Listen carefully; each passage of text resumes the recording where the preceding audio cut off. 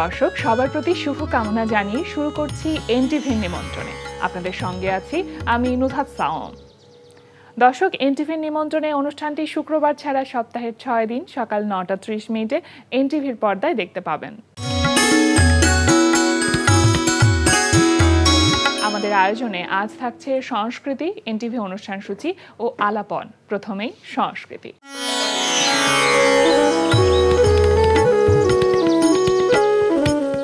ধানমন্ডি লালমাটিয়ার কলা কেন্দ্রে অনুষ্ঠিত হচ্ছে শিশির ভট্টাচার্যের প্রদর্শনী রেখাচিত্র। প্রতিদিন বিকেল 4টা থেকে রাত 8টা এই সময়ে প্রদর্শনী চলবে 27 সেপ্টেম্বর পর্যন্ত। আলোকচিত্রী নাসির আলী মামুনের তোলা শিল্পী এস.এম. সুলতানের ছবি নিয়ে ধানমন্ডির বেঙ্গল শিল্পালয়ে অনুষ্ঠিত হচ্ছে আলোকচিত্র প্রদর্শনী শতবর্ষে সুলতান। প্রতিদিন বিকেল 4টা থেকে রাত 8টা এই সময়ে প্রদর্শনী চলবে 27 সেপ্টেম্বর পর্যন্ত। এবার এনটিভি অনুষ্ঠান সূচি। এবার জানিয়ে দিচ্ছি এনটিভির আজ রাতের বিশেষ বিশেষ অনুষ্ঠানগুলির সময়সূচি। সন্ধ্যা 6:15 থাকছে সমসাময়িক বিষয় নিয়ে অনুষ্ঠান সংলাপ প্রতিদিন।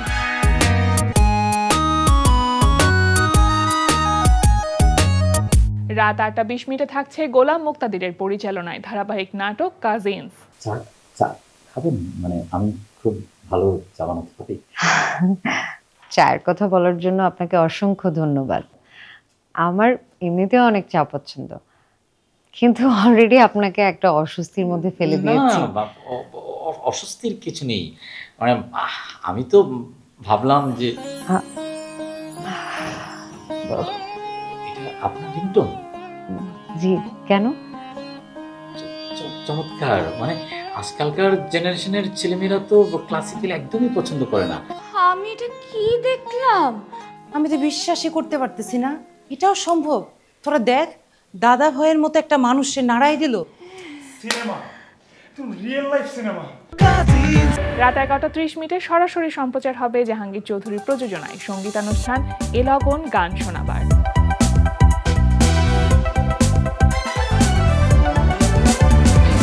এই ছিল এনটিভির আজ রাতের বিশেষ বিশেষ অনুষ্ঠানগুলির সময়সূচি। দেখছেন এনটিভির নিমন্ত্রণে। এবার একটি বিরতি নিচ্ছি। এবার আলাপন। প্রিয় দর্শক, আমাদের আলাপনের আজকের অতিথি জাহাঙ্গীরনগর বিশ্ববিদ্যালয়ের নাটক ও নাট্যতত্ত্ব বিভাগের শিক্ষক ও নাট্য নির্দেশক ফাহিম মালেকি ভান। শুভ সকাল ভাইয়া, কেমন আছেন? ভালো আছি, শুভ সকাল। খুব ভালো লাগছে আপনাকে পেয়ে। আমরা জানি যে গুণী নাট্যজন মাসুম রেজার রচনায় এবং আপনার নির্দেশিত একটি দেশ নাটকের 24তম প্রযোজনা, যার নাম হচ্ছে পারাপার, গতকাল মঞ্চায়িত হয়ে গেল। সেটা কেমন লাগছে? সবকিছু মিলিয়ে আয়োজন কেমন ছিল? ধন্যবাদ। অবশ্যই ভালো লাগছে। আমরা প্রায় 1.5 বছর পর এটি আবার নতুন করে মঞ্চে এনেছি। এটি ছিল আমাদের 16তম প্রযোজনা। আমাদের 15তম প্রযোজনার পর আমরা কিছুদিন গ্যাপে ছিলাম, তো নানা কারণে আমাদেরকে এটা মঞ্চে আনা সম্ভব হয়নি। আবার নতুন করে যখন আসলো, অবশ্যই এটা আমাদের জন্য ভালো লাগার বিষয়। আর এটি দেশ নাটকের প্রায় 24তম প্রযোজনা এবং অনেক মানুষের আয়োজন ছিল এটাতে। অনেকেই অংশগ্রহণ করেছে, পারফরমেন্স করেছে অনেকেই। মানে কাস্টিং লিস্টটা অনেক বড়, যে কারণে খুব উৎসবমুখর পরিবেশে আমরা আমাদের পারফরমেন্সটা করেছি। কাস্টিং লিস্ট বড় হলে কিন্তু একটা চ্যালেঞ্জও থাকে, মানে নির্দেশকের জন্য এতগুলো মানুষকে একসাথে ম্যানেজ করা। তো কি কি চ্যালেঞ্জেস ছিল এই নাটকটি এবারের জন্য নির্দেশনা দেবার ক্ষেত্রে আপনার? আচ্ছা, চ্যালেঞ্জ ছিল এরকম যে যেহেতু 1.5 বছর পর এটি নতুন করে মঞ্চায়িত হলো, সেক্ষেত্রে প্রধান যে সমস্যাটা ছিল, সবাইকে আমি এই নাটকে আগে যারা ছিল তাদেরকে পাওয়া যায়নি। তাদের কর্মব্যস্ততা এবং তারা অনেকেই দেশের বাইরে চলে গেছেন। সে কারণে আমাকে অনেক নতুন শিল্পীদের বা নতুন পারফর্মারদের এখানে অন্তর্ভুক্ত করতে হয়েছে। তো তাদেরকেই এই যে একটা পুরনো একটা টিম, তার সাথে নতুন কিছু মানুষের সমাগম, এই যে একটা ব্লেন্ডিংটা, এটা করতে আমার কিছু সময় লেগেছে। দ্বিতীয় কথা হচ্ছে যে ওই যে কর্মব্যস্ততার কথা বলছি, সবাই তো খুব প্রফেশনাল লাইফে খুব বিজি।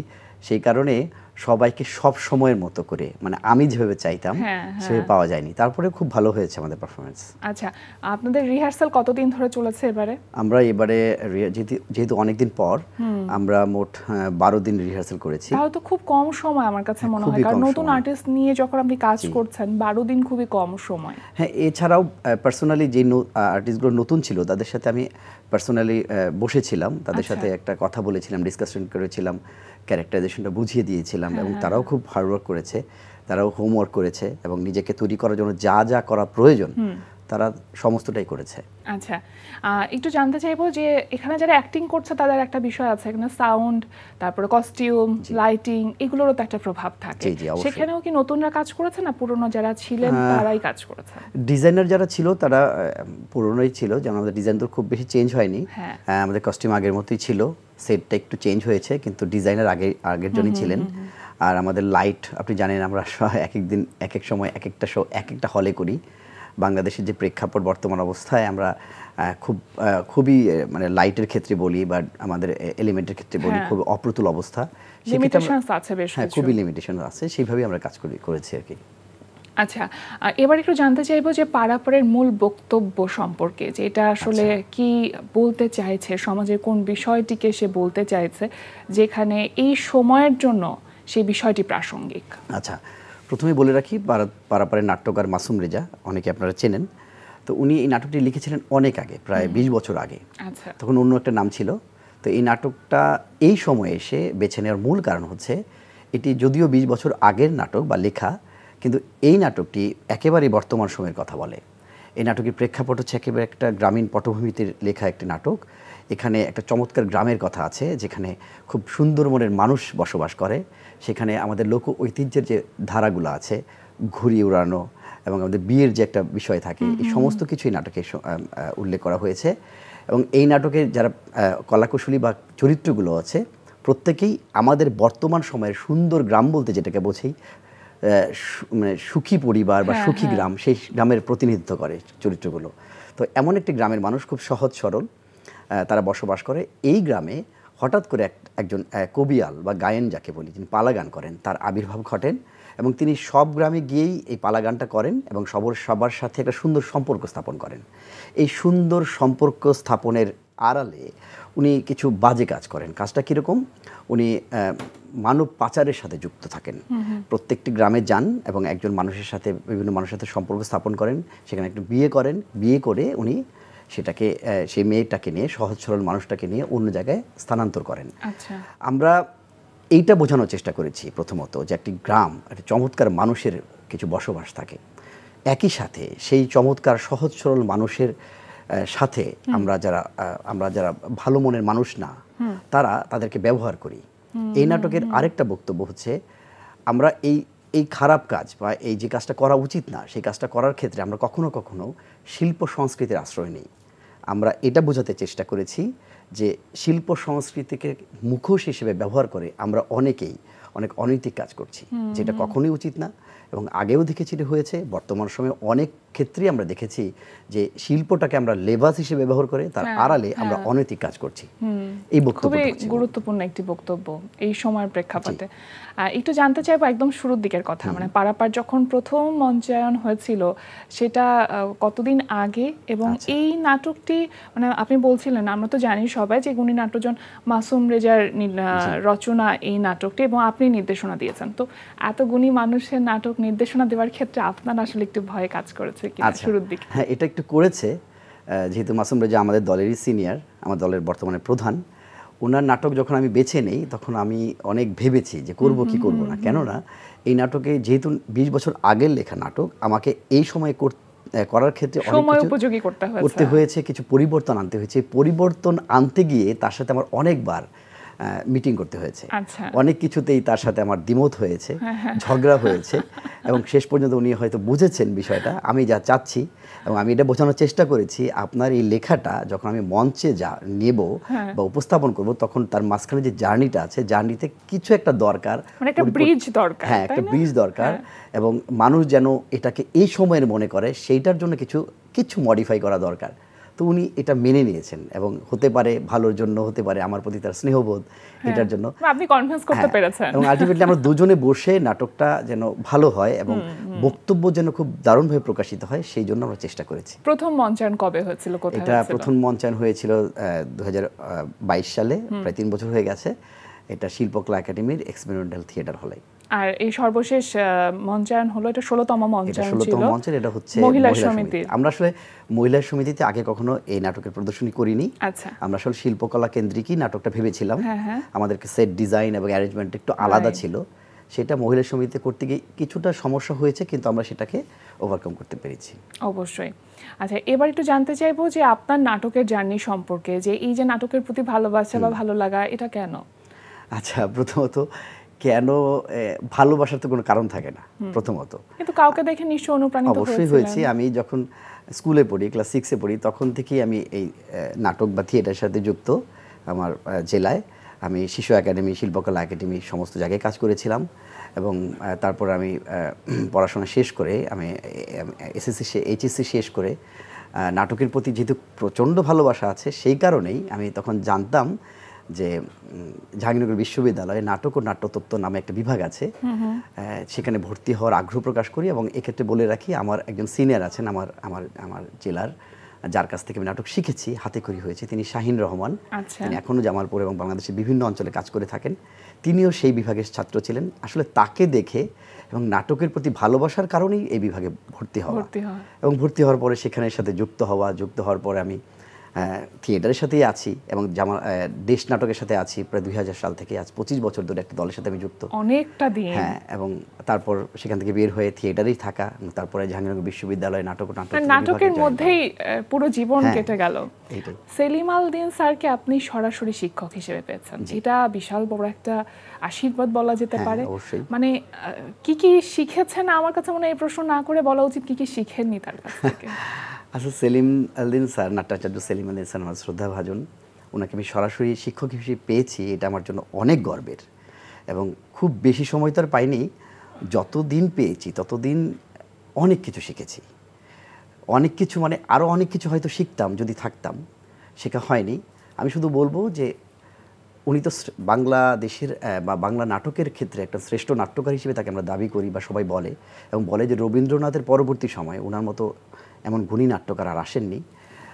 তাহলে আমরা সবাই প্রশ্ন করি যে সেলিম আল দীন কেন আলাদা, কেন ব্যতিক্রম? আসলে সেলিম আল দীন ওই জায়গাটাতেই ব্যতিক্রম। সবাই নাটক লেখেন, বিভিন্ন প্রেক্ষাপটে লেখেন। সেলিম আল দীন শুধু নাটক লেখেন নাই, উনি নাটক নিয়ে নিরন্তর গবেষণা করেছেন। এবং আমরা যেটা বলি যে বাংলা নাটকের শেকড় সন্ধান যদি কেউ করে থাকেন, একেবারে শেকড় সন্ধান যদি কেউ করে থাকেন, উনি হচ্ছেন সেলিম আল দীন। উনি খুঁজতে চেষ্টা করেছেন আমাদের সংস্কৃতির শেকড়টা কোথায়। এবং সকলেই যখন বলেন যে আমরা আসলে ইউরোপীয় ঘরানায় বা পাশ্চাত্য ঘরানায় নাটক রচনা করি এবং সেই ঘরানাতেই আমরা থিয়েটারটা করি, উনি সেটাকে অস্বীকার করেছেন। উনি অস্বীকার করে বলেছেন, আমরা কখনোই ইউরোপীয় ঘরানায় নাটক থেকে নাটক শিখিনি। আমাদের হাজার বছরের ঐতিহ্যবাহী নাটকের যে রীতি আছে, সেখান থেকে আমরা নাটকটাকে চর্চা করে আসছি।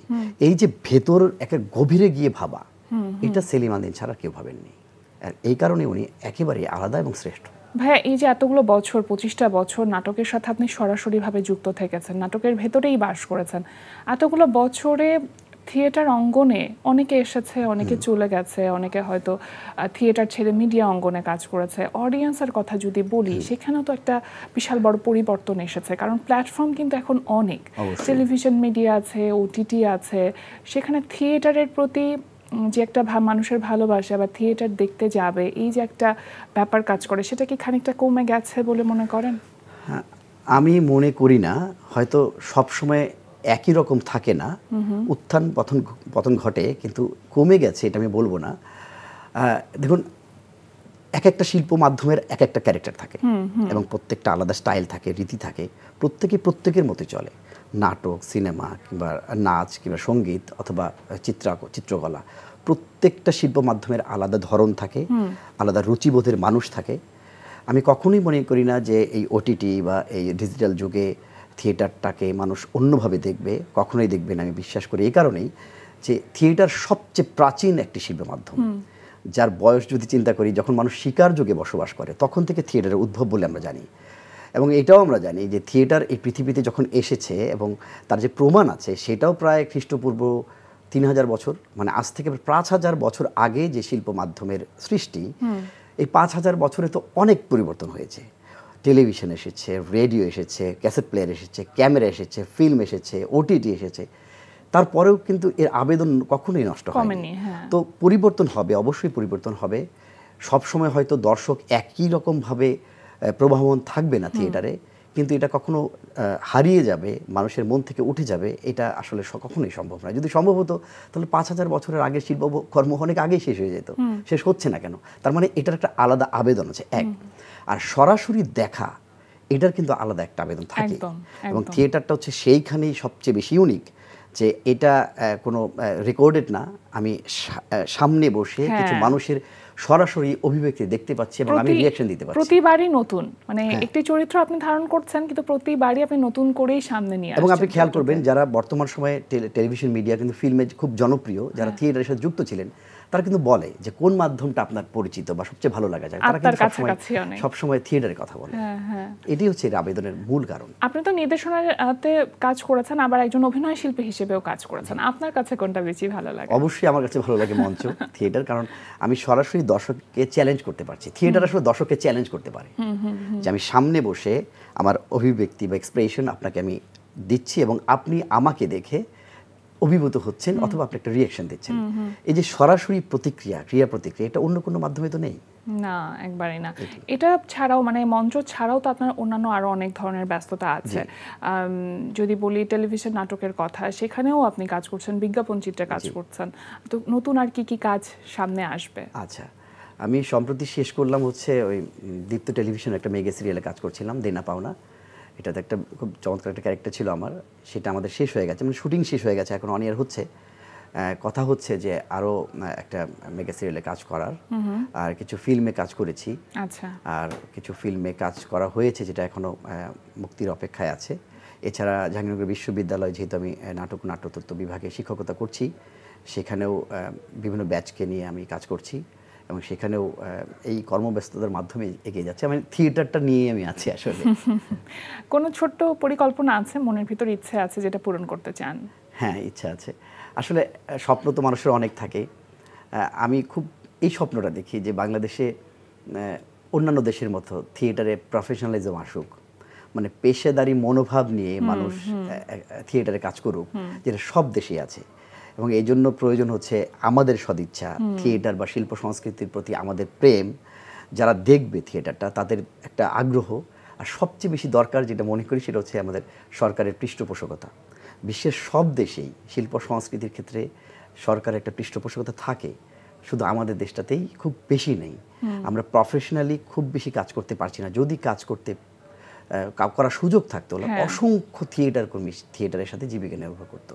তো আমি চাই ভবিষ্যতে যদি এরকম কোনো সুযোগ ঘটে, যে খুব বড় পরিসরে না হলেও ছোট করে হলেও যদি একটা পেশাদারি নাট্যদল প্রতিষ্ঠা করতে পারতাম, তাহলে নিজেকে ধন্য মনে করতাম।